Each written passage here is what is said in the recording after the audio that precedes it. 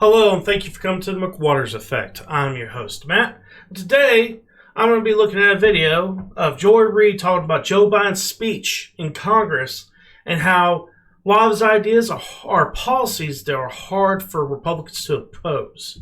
Now, let's check out the video.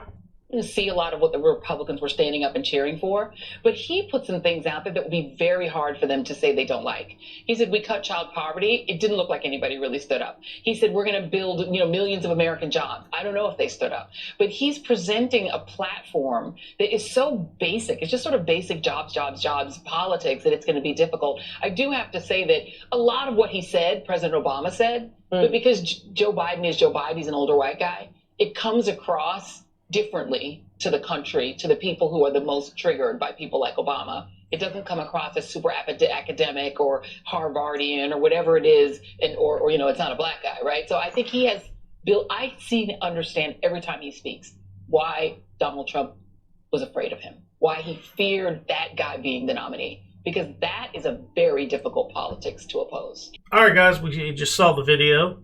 And I can't stand Reid. Every time she gets an opportunity, she talks about race and how Obama was not given a chance to be a great president and so on and so forth. Well, the fact is he got 2 terms.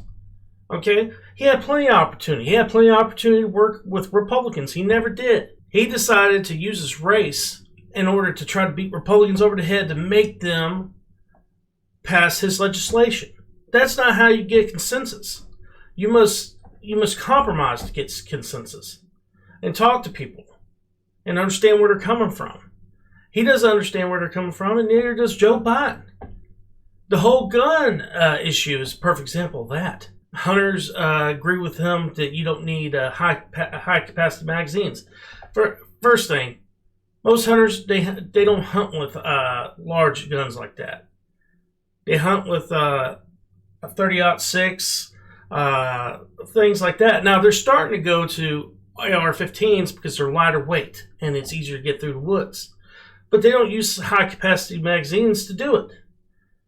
And even getting a high-capacity magazine right now is hard to get because of all the things Democrats have done to keep manufacturers from making these things.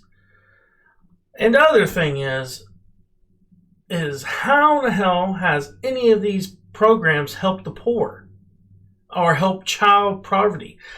I don't see any evidence of this. I see evidence that state by state has maybe helped a little bit. Perfect example, the state I live in, West Virginia, a lot of the families have been getting food from the school districts in order to help supplement food at home because of the whole COVID situation. But it's not federal government that did that. That is local government that's done that. And people like Joe Biden and the federal government is trying to take advantage of that and trying to take credit for that when it had nothing to do with them. Perfect example of doing that from Joe Biden is the whole vaccine. If it wasn't for Trump and Trump administration doing warp speed and getting that vaccine ready, this wouldn't be happening. He had over 1 million people vaccinated by the time he left office. Donald Trump, does he get any kind of recognition for that from media or from Joe Biden? No. And then when it comes to the border crisis, blame it all on Trump. It's not Trump's fault what's going on with the border crisis. It's your fault for saying, hey, business is back, we're going to let you in, blah, blah, blah. And then you're surprised when almost in the last 4 months, almost 400,000 people have showed up. Come on, man. Get real. This whole border crisis is manufactured by the Democrat Party and by Joe Biden himself. And then putting Vice President Harris on top of it, nothing's going to get done. It's going to keep on doing it until finally he gets thrown out of office. Or he's also risking the Senate and the House if he doesn't do something about it.